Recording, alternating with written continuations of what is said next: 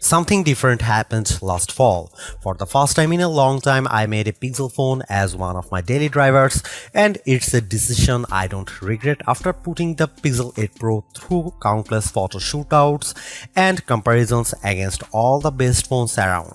Now that its successor is finally here, I have high expectations for the Pixel 9 Pro XL. That's because the Pixel 8 Pro stuck around for almost a year, even when newer Android phones like the OnePlus 12 and Galaxy S24 Ultra tried to tempt me away from it. Google's rearranging its Pixel lineup because instead of just one flagship model, we are getting two Pro models instead.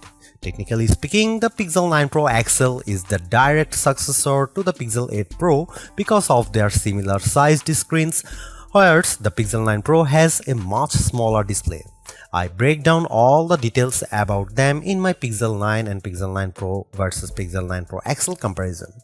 Given the opportunity of the iPhone 15 Pro Max and Galaxy S24 Ultra, Google's arming the Pixel 9 Pro XL with bigger upgrades like newer cameras, more helpful AI features, and a stronger, more durable design. In my Pixel 9 Pro XL review, I will see if it's a worthy update that could convince people to choose it over rival phones. Frankly, I'm annoyed that we are getting back-to-back price hikes because the Pixel 8 Pro launched at $100 more than its predecessor last year with its $999 starting cost. And now with the Pixel 9 Pro XL, it's up by yet another $100 to a starting price of $1,099 in the US. This effectively ends one of the best parts about getting a Pixel phone, their discounted prices. Pixel 9 Pro XL pre-orders are available right now with steep discounts on the flagship phone when you do a trade-in, although it will be available online and select retailers starting on September 4. There's a total of 4 colors at launch: Obsidian, Porcelain, Hazel, and Rose Quartz. I do miss the Bay option for my Pixel 8 Pro, but I do like the Rose Quartz color of my Pixel 9 Pro XL review unit because of its lighter tone. I'm really annoyed that the base starting storage is still 128GB. First and foremost, I love the redesigned camera hump on the back of the phone because it's much more pronounced than ever before.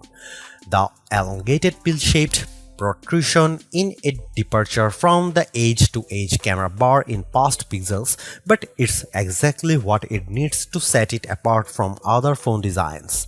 Apart from the camera arrangement, the design of the Pixel 9 Pro XL makes it look eerily similar to the iPhone 14 Pro Max due to the polished metal rims that are now flat as opposed to contoured.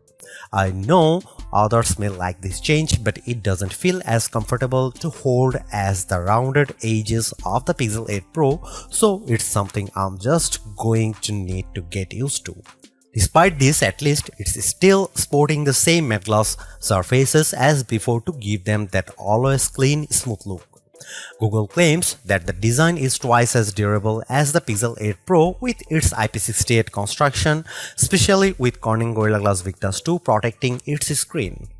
During its Made by Google event, the company made an outrageous claim that Pixel 9 Pro XL 6.8-inch Super Actua display reaches a peak brightness of 3000 nits. I didn't think it was ever going to get close to that in our testing, but I was mistaken.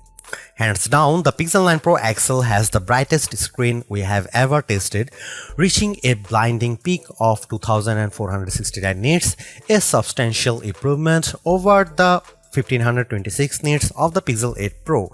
And you know what? It shows outside when I play the same 4K HDR clip, with the Pixel 9 Pro XL being noticeably brighter than the Pixel 8 Pro. But it doesn't end there either, because this OLED panel looks marvelous with its rich color tones and wide viewing angles that barely show any distortion when I look at it from an angle. This record-breaking mark is hard to believe, more so when rival phones like Galaxy S24 Ultra tops out at 1326 nits. I'm starting to believe that phone makers are leaning on software more so than the hardware to propel their cameras, and the Pixel 9 Pro XL is proof of this. That's because its triple camera system consists of a 50 megapixel main camera, 48 megapixel ultra wide, and 48 megapixel telephoto with 5x optical zoom. Technically speaking, the main and telephoto cameras are identical to Pixel 8 Pro. However, the ultra wide benefits from a wider f1.7 aperture, which makes it more suitable for low light. While the rear cameras are similar for the most part, it's the selfie camera that gets the biggest upgrade.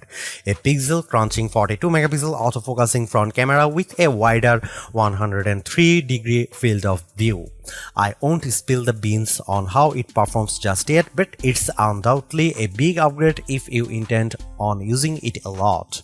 Meanwhile, the camera interface is just as intuitive and robust as ever before. Since it's a Pro model, shutterbugs like myself appreciate the Pro controls that let me dial in a few of the camera settings manually. The only new changes include the Add Me feature, which leans on AR guidance to let the photographer be included in the shot along with how panoramic photos are taken. Here are some camera samples of Google Pixel 9 Pro XL.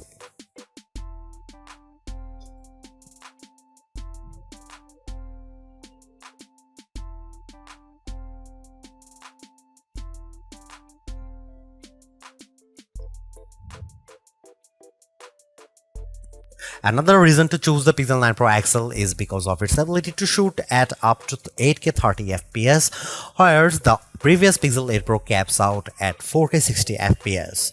On one hand, I like the extra utility of 8K recording because it gives me more playing zoom to edit videos by cropping them or adding digital pans or zooms in my video editing software, but you will need a high performance machine to handle them. While there are plenty of shooting modes and settings to adjust with video, like choosing between 24, 30 or 60 FPS, it still lacks full manual controls to get me the look I really want to go after. Here are some video samples of Pixel 9 Pro XL.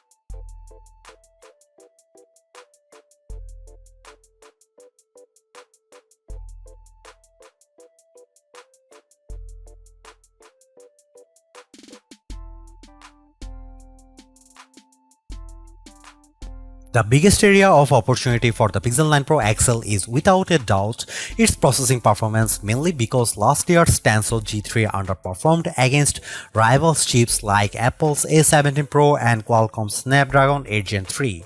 With the Tensor G4 calling the shots, it's an improvement over the Pixel 8 Pro with Geekbench single and multi-core scores averaging at 100, 929 and 4747 respectively.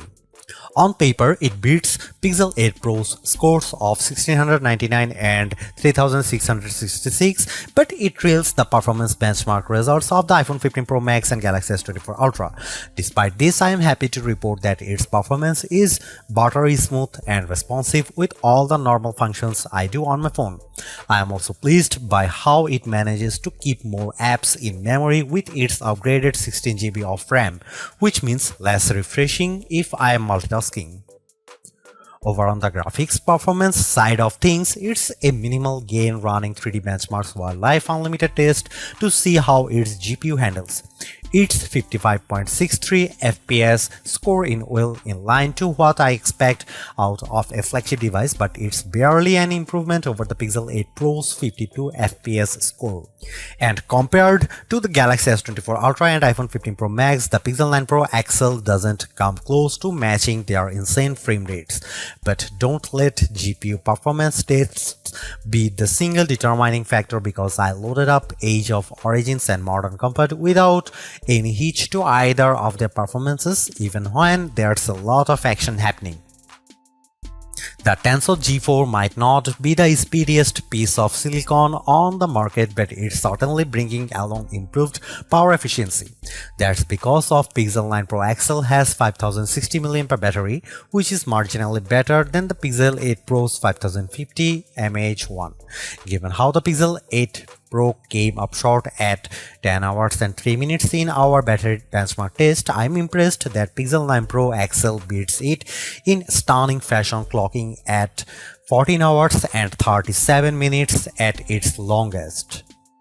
This is the kind of leap I want to see in any successive device, so I am delighted that we finally have a Pixel with extraordinary battery life.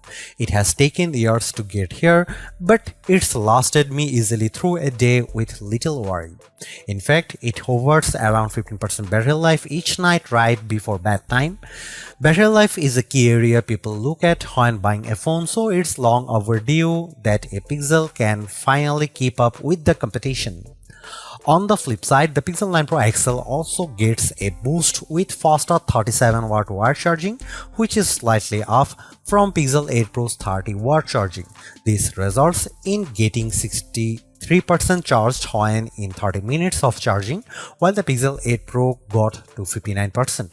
However, wireless charging is still capped at 15W with the use of a second-gen Pixel stand and a slightly slower 12W speed with QI wireless charging.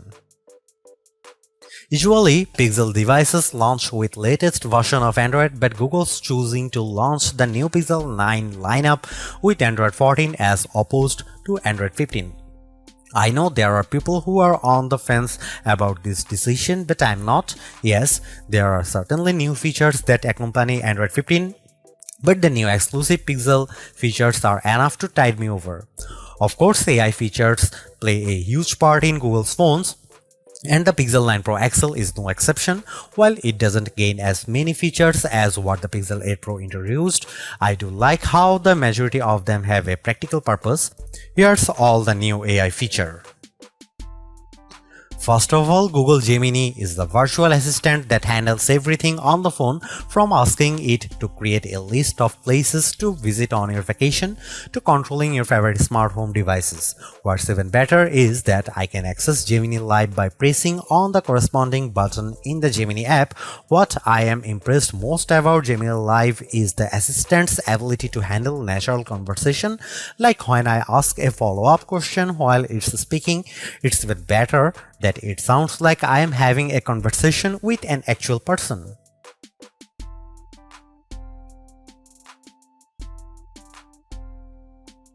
Getting assistance with augmented reality, the Pixel 9 Pro XL's new Add Me feature lets me take group photos with the photographer stitched into the photo later. Essentially, you take one photo, then the Pixel 9 Pro XL guides you to take the second one, with prompts to move closer or further so that the two shots are lined up correctly. Once the second photo is snapped, it then merges the two with help from AI to produce the final photo. I will admit that it works flawlessly in the photos above that I used to magically add me.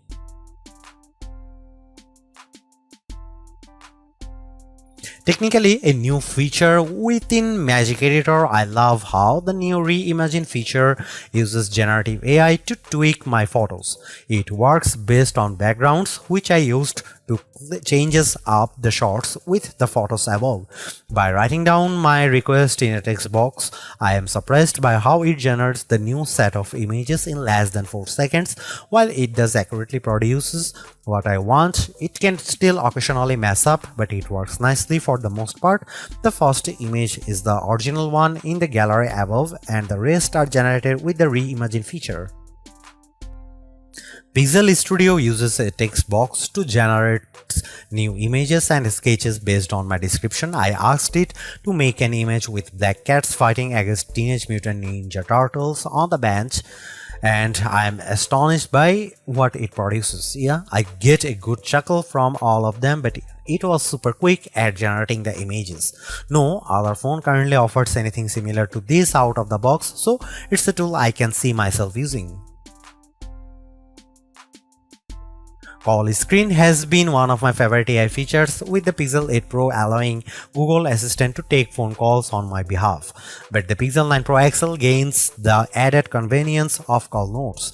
Essentially, it records your phone calls and then creates a summary about it, which is swell if your short-term memory isn't that great. I find it useful because I'm not forced to jot down notes while trying to comprehend the nature of the call. Not only do I get the transcription, but I also like how it intelligently summarizes the call. And finally, the last feature you should know about the Pixel exclusive screenshot app. I'm still on the fence about using it as much as the other features, mainly because it involves taking a lot of screenshots. It basically leans on AI to analyze the contents of your screenshots so it can recall them later on. For example, I used Pixel screenshots to look up the price of a hard drive that was emailed to me. It pulled it up quickly and answered my question about the price. But again, for this to work effectively long term, I need to constantly tell myself to take screenshots. All of these features amplify the software in those two phones, even though it's launching with Android 14 instead. Thankfully, it won't be long before it comes out. Despite this, the Pixel 9 Pro XL is still get the same outstanding 7 years of major software and security updates that make Google's phones prized in the space. Clearly, there are improvements with the Pixel 9 Pro XL. Apart from its brighter display and longer battery life, everything else about the Pixel 9 Pro XL feels like its modest upgrade at best, which is made tougher due to its $100 price increase. While the new AI features are helpful, I was hoping for bigger improvements around its camera and processing performance. Given that the Pixel 9 Pro has the same exact camera arrangement as this, there isn't much justification on picking the Pixel 9 Pro XL for photography. And compared to its direct rivals, the Galaxy S24 Ultra and iPhone 15 Pro Max, they definitely cost more but have better performance overall.